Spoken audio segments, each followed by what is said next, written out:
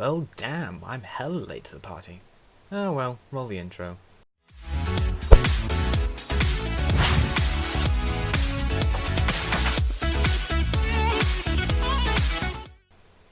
Hello everybody, I'm Phaser and this is 2 months behind.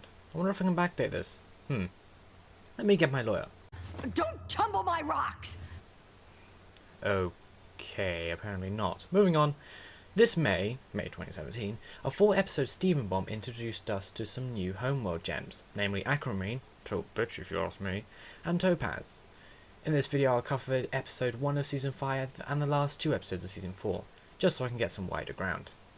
First things first, Aquamarine is a cow. Enough said. I was okay with her character to start with, but then that damn snarky voice, come on. Memories of Smug Wendy's much. Our character is well done though, but damn is she annoying. I get a petulant child or a yapping dog feel every damn time I hear or see her on screen. I'd rather surround myself with chihuahuas, and those things are equally annoying. And those just plain get on my nerves. That out of the way, I can respect her role within the story as the bounty hunter of sorts, or a collector, using the name Steven gave out to our resident Peridot in season 1. And I can't blame her for following the list to a T. It was her job after all. In hindsight, though, the error made her appear harmless, childlike if you will, and this is where her powers of deception come in. Without using her gem power at all, she caused Connie to lower her guard and be captured easily by Topaz, with next to no resistance. Well, apart from when Steven figured it out, but too little too late there, my friend. After she was figured out, the childlike facade seems to fade, and then she turns into the snarky, smug-ass cow I mentioned earlier. Now on to Topaz, the quote-unquote gentle giant, who in my opinion has the worst fate of being partnered with Aquamarine. Okay, I take that back. Being partnered with Jasper could be worse. A lot damn worse. Anyway, back to the topic at hand. Topaz, a quote-unquote pure fusion, is shown early on as a highly obedient slave, almost robot-like if you will, obeying each order with no waver. That is, until she hears Lars and Steven's story and her robot persona falters, and then she, well, mentally shatters almost. That's so beautiful. Even in the clutches of certain doom, you're happy to have each other. Topaz? I don't know what Topaz would do if she didn't have Topaz.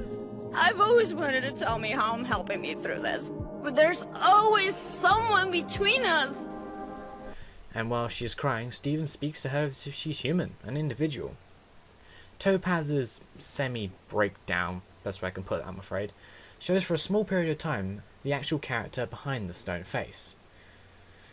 Hell, she was even ready to spring Steven and Lars from their prison in the first place.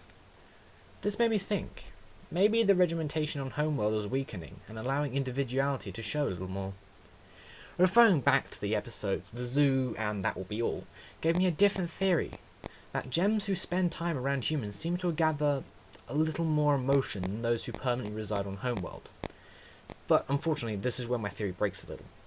The strong face type gems, like when Peridot and Jasper showed up for the first time, showed little or mostly negative emotions, as did Topaz. But after being in contact with humans for such a little period of time, it caused a slight shift. Jasper became even more aggressive and, might I say, competitive, especially during her fight with the crystal gem badass that is Garnet. God damn, Estelle, you play her well. Oh, also, because I want to say it, that burn on Jasper, come on. I could sing about that till the cow come home. Peridot, on the other hand, became even more snarky, but also tried to bargain, showing a small amount of cowardice. But also something a little different we hadn't seen until that point, especially from gems going up against humans, and that was fear. Now going back to the episodes with the quartz gems, each one of them had a different and very wacky personality, as with her own amethyst.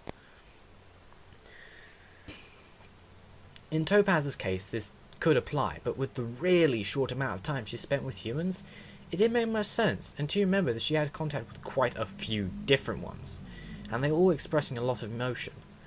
I'm wondering if this is similar to what happens with the gems of the zoo. Back to the episode at hand though. Towards the end of the episode, Topaz's reaction to Aquamarine, despite the little cow being her superior, Topaz physically threatened and was more than ready to reverse what Aquamarine had done. That is until this bit. We're here. Look, just unfuse, and we'll never speak of this again. This particular area, again, got my gears going. Why would Aquamarine care if Topaz was shattered? After all, her inferior had attacked her.